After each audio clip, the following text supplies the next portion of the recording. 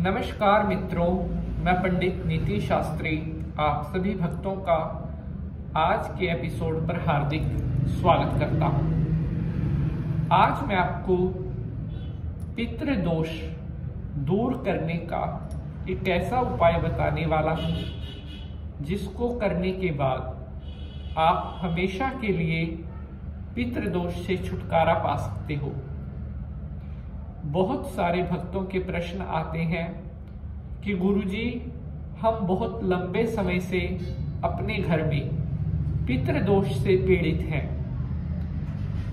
बहुत उपाय करवाए, पूजा पाठ भी करवाया, लेकिन कोई फायदा नहीं लगा। पितृदोष के श्राप के कारण हमारे घर की खुशियों पर मानो ग्रहण सा लग गया है और पितृदोष के कारण घर में सुख शांति नहीं है, बरकत नहीं है, तरक्की का तो दूर दूर तक नाम नहीं है। साथियों, पितृदोष हमारी कुछ गलतियों के कारण बनता है। पितृदोष हमारी पूर्व में की गई कुछ ऐसी भूल होती हैं जिसके कारण हमें पितृदोष के दंड का सामना करना पड़ता है।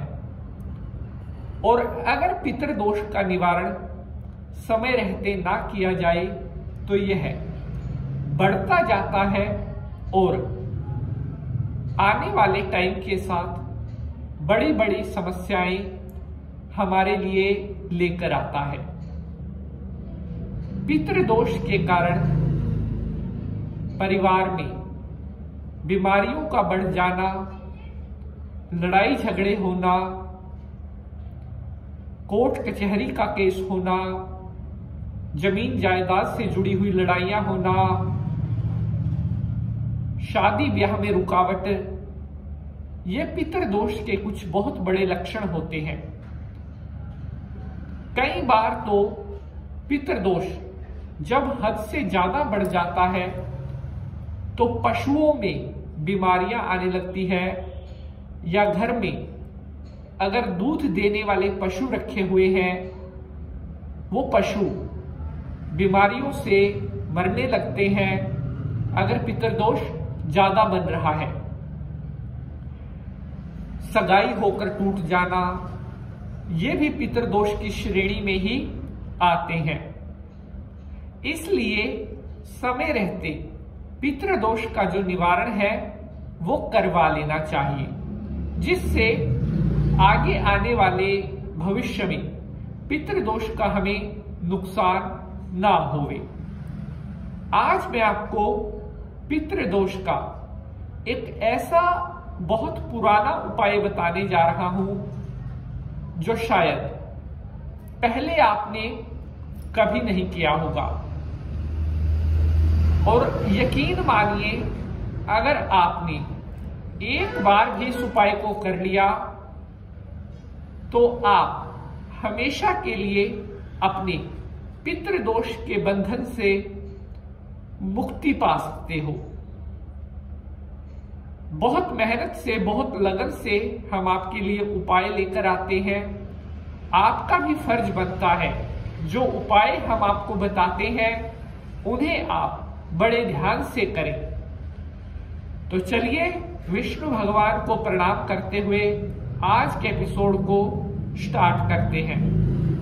ओम करारविंदे न पदारविंदम मुखारविंदे विनवेशयन्तम् वटस्य पत्रस्य वटेशयानं बालं मुकुंदम मनसा स्मरामि।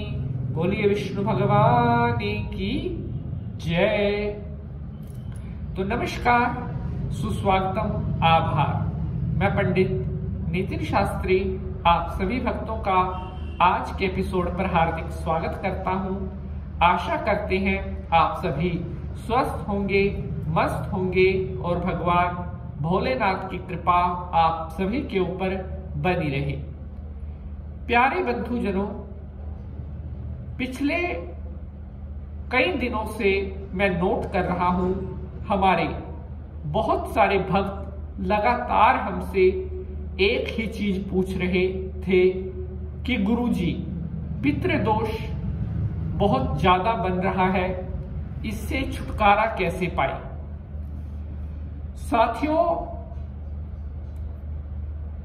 अगर आपके घर में पितृदोष बना हुआ है तो आप इतना समझ लीजिए कि आपका घर, आपका परिवार कोई भी तरक्की नहीं कर पाएगा। आपकी सुख शांति कहीं ना कहीं रुक जाएगी, क्योंकि पितृदोष लगा हुआ है। अगर आप अपने घर पर सुख शांति, धन धान्य, अन्न धन चाहते हैं तो पितृदोष का उपाय आपको करना ही होगा।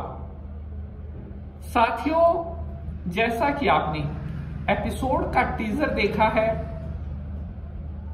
कभी भी नहीं होगा पितृदोष, जला दें यह चीज। जी हां, अब मैं आपको बताऊंगा कि आपने क्या जलाना है जिससे कभी भी आपके घर में पितृदोष नहीं होगा। ध्यान से सुनना है, गलती नहीं करनी है। सामान आप नोट कर सकते हैं, कॉपी पेन ले लें, नोट कर लें, जिससे आपको बाद में दिक्कत परेशानी ना हो। कॉपी और पेन ले लीजिए, नोट करिए, लिखिए। काले तिल 150 ग्राम, कपूर 9,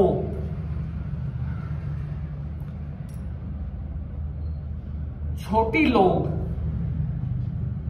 9, उसके साथ आप लिखें गाय के गोबर का जो उपला होता है। 9 उपले बहुत हैं। ये सामान आप लेकर रख लें। कैसे जलाना है अभी आगे मैं आपको बताऊंगा। देसी घी गाय का होना चाहिए, इस बात का खास ख्याल रखें। 150 ग्राम गुड़, 150 ग्राम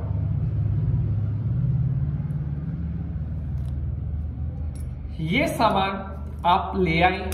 अब आपने करना कैसे है इस उपाय को, वो आप ध्यान से सुने। कृष्ण पक्ष में जो अमावस्या तिथि आती है, अमावस्या के दिन आपने अपने परिवार के सहित सुबह जल्दी उठें। सारा परिवार स्नान करने के बाद, शुद्ध वस्त्र धारण करने के बाद अपने घर में आप एक जगह पर बैठें, दक्षिण की तरफ मुख करके, और वहां पर गाय का थोड़ा गोबर लें, गोबर से थोड़ी जगह लीप लें। उसके बाद उस लीपी हुई भूमि पर गाय के गोबर का जो उपला है, जो मैंने सामान में लिखवाया था, सूखा उपला लेकर उस उपले को 2 हिस्सों में तोड़ लें।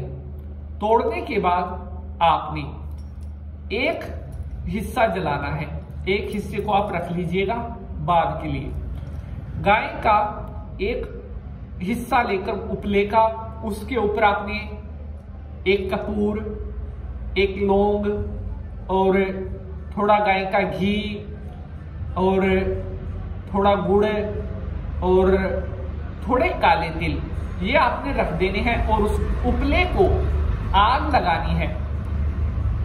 आग लगने के बाद अब आप सारा परिवार वहां पर बैठे, अपने हाथ में सभी काले तिल ले लें और हाथ जोड़े। आपका जो मुख है दक्षिण की तरफ होना चाहिए, इस बात का ध्यान रखें। जब आप ये पूजा कर रहे हैं तब आपका मुख दक्षिण की तरफ होना चाहिए। सारा परिवार हाथ में काले तिल लेकर के प्रार्थना करें कि हे पितृ देवताओं, हमारे परिवार में हमसे अगर किसी प्रकार की कोई भूल हो रही है उसे आप क्षमा करें। आज अमावस्या के दिन हम आपकी पूजा कर रहे हैं। हमारे द्वारा की जा रही इस पूजा को स्वीकार करके अपना मंगलमय आशीर्वाद हमारे ऊपर बनाने की कृपा करें। उसके बाद अपने हाथों के जो काले तिल हैं वो उस जलते हुए उपले पर छोड़ दें। अब आपने एक पानी का लोटा लेना है। थोड़ा सा पानी का लोटा आपने वहां जल थोड़ा सा हाथ में लेकर के पितरों का ध्यान करके ऐसे छोड़ देना है। ओम पितर देवाय नमः भूमि पर। लोटे का जो जल है वो परिवार का कोई भी एक सदस्य दक्षिण की तरफ मुख करके दे दे और ये कार्य बस आपने करना है। लेकिन ये कार्य आपको लगातार 3 अमावस्या करना होगा। अगर 3 अमावस्या यह कार्य आपने कर दिया, दोबारा कभी भी आपके घर में पितृदोष नहीं होगा। आजमा कर देख लो, खुद आप मान जाओगे। बड़े से बड़ा उपाय जो काम नहीं कर पाया ये उपाय कर देगा। जय माता की।